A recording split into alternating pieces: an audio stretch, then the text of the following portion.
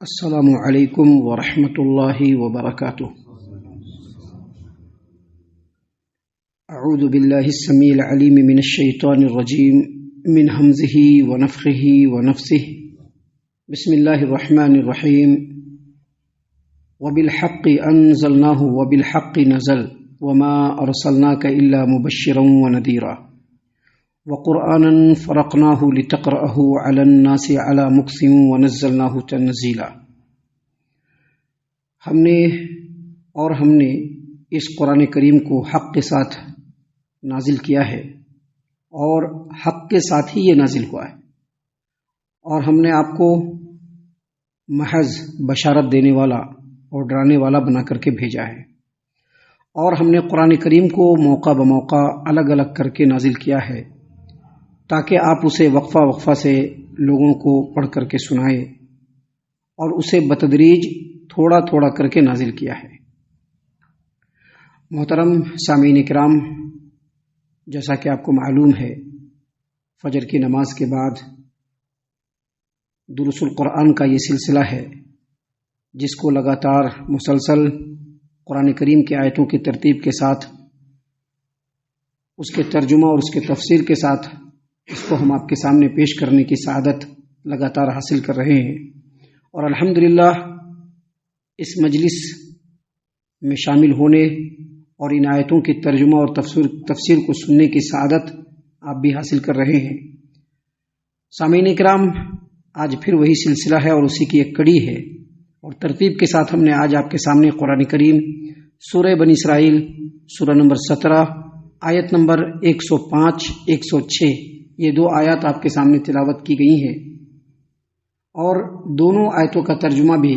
آپ کے سامنے پیش کیا گیا۔ سامعین کرام، اللہ تبارک و تعالیٰ نے فرمایا وبالحق انزلناہ وبالحق نزل وما ارسلناک الا مبشرا ونذیرا۔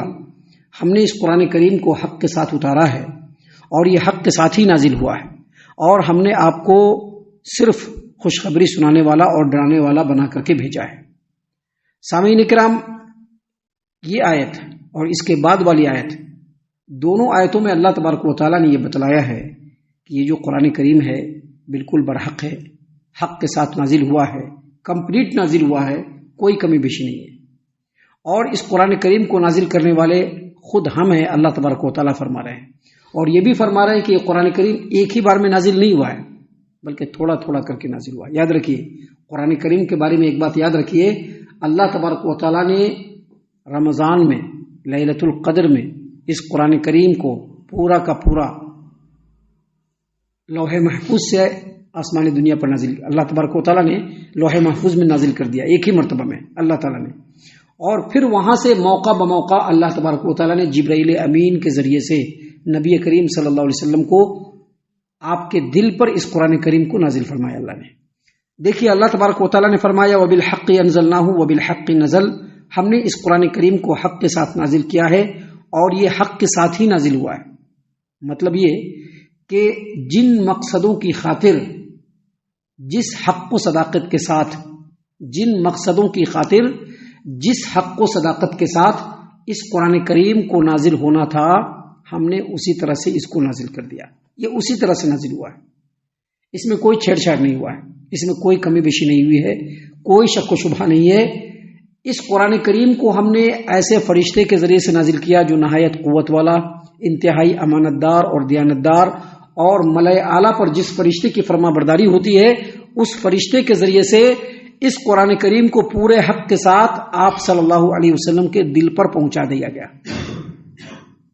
جتنا نازل ہونا تھا اتنا نازل ہوا ہے، کوئی یہ نہیں کہہ سکتا کہ اس میں یہ آیت چھوٹ گئی، وہ آیت چھوٹ گئی، کوئی کمی ہو گئی، کوئی بیشی ہو گئی، کچھ بھی نہیں۔ جتنا نازل ہونا تھا کمپلیٹلی نبی کریم صلی اللہ علیہ وسلم کے دل پر اس قرآن کریم کو اللہ فرما رہے ہیں کہ ہم نے نازل کر دیا۔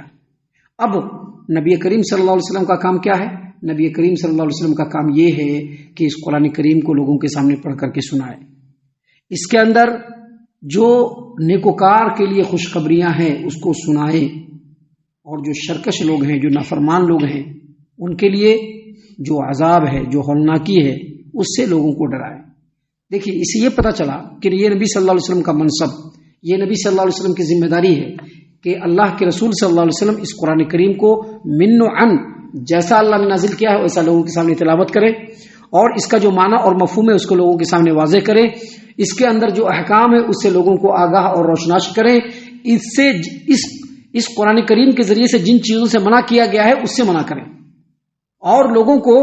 اس کے اندر جو خوشخبری ہے نیکوکار لوگوں کے لیے وہ بھی سنائیں، اور جو لوگ نافرمانی کرنے والے منہ موڑنے والے ہیں ان کے لیے جو اس قرآن کریم کے اندر وعید ہے، جو خوف ہے، جو عذاب ہے، اس سے لوگوں کو ڈرائیں۔ تو اس سے یہ پتہ چلا کہ نبی کریم صلی اللہ علیہ وسلم کی اس روئے زمین سے جانے کے بعد آپ صلی اللہ علیہ وسلم کے جو وارثین ہیں، جو علماء کرام ہیں، یا پھر جو دعات ہیں، یا جو تفسیر کرنے والے ہیں، یا جو قرآن کریم کی تفسیر سنانے والے ہیں، ان کے لیے بھی ضروری ہے کہ خالی میٹھا میٹھا لوگوں کے سامنے پیش نہ کریں، اس کے اندر جو باتیں اس کو بیان کریں، جو خوشخبری ہے وہ بھی لوگوں کے سامنے بتلا دیں کلیئرلی، اور جو منہ موڑنے والوں کے لیے اللہ تبارک و تعالیٰ نے اس میں ہولناکی بیان کی ہے اس کو بھی کلیئر بیان کریں کہ اللہ تبارک و تعالیٰ نے قرآن میں ایسا کہا ہے، ایسا کہا ہے، یہ کام کرنے پر یہ خوشخبری ہے، یہ کام کرنے پر یہ خوشخبری ہے، اور نافرمانی کرنے پر یہ عذاب ہے، اس طرح سے عذاب ہے، اس انداز میں عذاب ہے، اس ڈھنگ سے عذاب ہے۔ محترم سامعین کرام، اس کے بعد اللہ تبارک و تعالیٰ نے فرمایا وَقُرْآنًا فَرَقْنَاهُ لِتَقْرَأَهُ عَلَى النَّاسِ عَلَى مُكْثٍ وَنَزَّلْنَاهُ تَنزِيلًا، ہم نے اس قرآن کریم کو موقع بموقع الگ الگ کر کے نازل کیا ہے، ہم نے اس قرآن کریم کو موقع بموقع الگ الگ کر کے نازل کیا ہے تاکہ اے محمد صلی اللہ علیہ وسلم آپ وقفہ وقفہ سے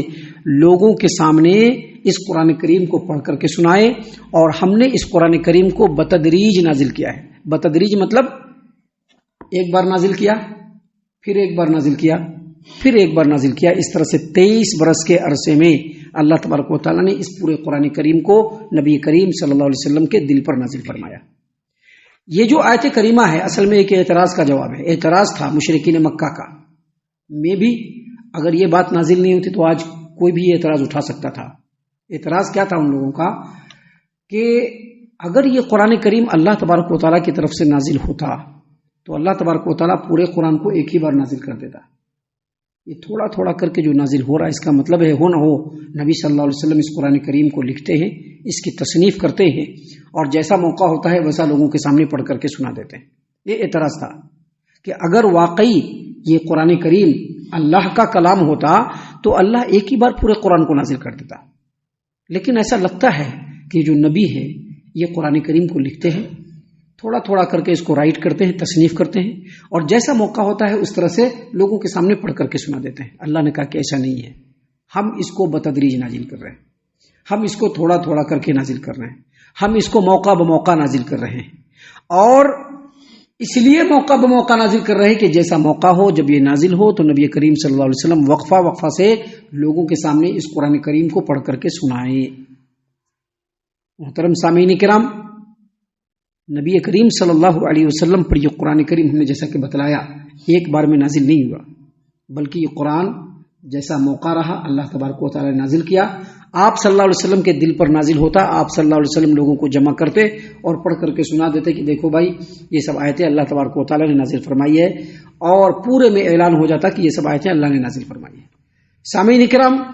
یہ جو تھوڑا تھوڑا کر کے اللہ تبارک و تعالیٰ نے جو قرآن کریم نازل کیا اس کے پیچھے مصلحت بہت سارے ہیں۔ پہلی مصلحت یہ ہے کہ تھوڑا تھوڑا نازل کرنے سے جن لوگوں کو قرآن کریم حفظ کرنا ہو ان کے لیے آسانی ہوگی، وہ اس کو یاد کرتے ہوئے چلے جائیں گے۔ ایسا ہی ہوا، صحابہ کرام میں سے بہت سارے لوگوں نے یاد کر لیا، تھوڑا تھوڑا نازل ہوتا تھا، صحابہ کرام اس کو یاد کرتے جاتے تھے، حتیٰ کہ بہت سارے حفاظ کرام، آپ کو معلوم ہوگا 70 صحابہ ایسے جو پورے کے پورے حافظ قرآن تھے، قاری تھے، ان کو شہید کیا گیا تھا، یاد ہوگا آپ کو، آپ نے سنا ہوگا اہل علم کی زبانی، 70 صحابہ جو حافظ قرآن قاری قرآن تھے ان کو شہید کیا گیا۔ سوچئے وہ صرف 70 صحابہ تھے، اس کے علاوہ اور کتنے صحابہ حافظ قرآن رہے ہوں گے۔ تو دھیرے دھیرے قرآن کریم کو نازل کرنے کا ایک مقصد یہ کہ جو لوگ حفظ کرنا چاہتے ہیں ان کے لیے آسانی ہو، نیز لوگوں کو معلوم ہو جائے کہ کب کون سی آیت نازل ہوئی اور اس آیت کریمہ کا صحیح مفہوم کیا ہے، یہ سبھی کے اوپر واضح ہو جائے۔ اسی طرح سے جو احکام ہیں، کون سے احکام ہیں جو کرنے کا حکم ہوا ہے اس کے کرنے میں آسانی ہو، کون سے ایسی باتیں ہیں جس کو کرنے سے منع کیا گیا ہے اس سے رک جانے میں آسانی ہو. اگر اللہ تبارک و تعالیٰ ایک ہی مرتبہ پورا قرآن نازل کر دیتا، پورے احکام نازل کر دیتا، پورے نواہی کو نازل کر دیتا تو لوگ ریفیوز کر جاتے ہیں، کسی کو اس کو اپنے پر لاگو کرنے کی ہمت نہیں ہوتی تھی. لہذا اللہ تبارک و تعالیٰ نے تھوڑا تھوڑا کر کے نازل کیا، تھوڑا تھوڑا کر کے نازل کیا اللہ تبارک و تعالیٰ نے. اس کے پیچھے ایک مقصد یہ بھی ہے کہ جب بھی یہ قرآن کریم نازل ہوگا تو ایمان والوں کے دلوں کے اندر ایمان اور تازہ ہوگا اور پختہ تر ہوتا چلا جائے گا. مصیبتوں کے وقت صبر و برداشت اور استقلال کے اندر ان کے اندر قوت پیدا ہوگی. یہ بھی ایک سبب اور ایک وجہ ہے تھوڑا تھوڑا کر کے نازل کرنے کا. اگر تھوڑا تھوڑا کر کے نازل نہیں کیا جاتا تو یہ ساری مصلحتیں حاصل نہیں ہوتی. اس لیے اللہ تبارک و تعالیٰ نے فرمایا وَقُرْآنًا فَرَقْنَاهُ لِتَقْرَأَهُ عَلَى النَّاسِ عَلَى مُكْثٍ وَنَزَّلْنَاهُ تَنزِيلًا. ہم نے قرآن کریم کو موقع بموقع الگ الگ کر کے نازل کیا ہے تاکہ اسے وقفہ وقفہ سے اے محمد صلی اللہ علیہ وسلم آپ لوگوں کے سامنے پڑھ کر کے سنائے، اور اسے ہم نے بتدریج تھوڑا تھوڑا نازل کیا ہے. سامعین کرام، ابھی سورۃ کریمہ میں اور بھی بہت ساری باتیں ہیں جن کو انشاءاللہ ہم کل اور کل کے بعد کے دروس میں آپ کے سامنے پیش کرنے والے ہیں. ہم اللہ سے دعا کرتے ہیں کہ اللہ تعالی ہم تمام کو ان تمام باتوں کے اوپر خوب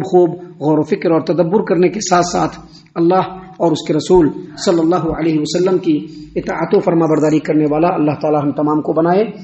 اللہ تعالی ہم تمام کو صحیح معنوں میں پکا سچا مومن مسلمان بنائے. اللہ اور اس کے رسول صلی اللہ علیہ وسلم کی اطاعت و فرما برداری کرنے والا بنائے. صحابہ کرام رضی اللہ عنہم کے طریقے پر چلنے والا بنائے. جنت الفردوس میں جگہ عطا فرمائے. اے اللہ ہم تمام کو جہنم سے پناہ دے. اے رب العالمین ہم تمام کو جہنم سے پناہ دے. اے مالک الملک ہم تمام کو جہنم سے پناہ دے. آمین یا رب العالمین. وما علینا الا البلاغ المبین. الذي نزل الفرقان على عبده ليكون للعالمين نذيرا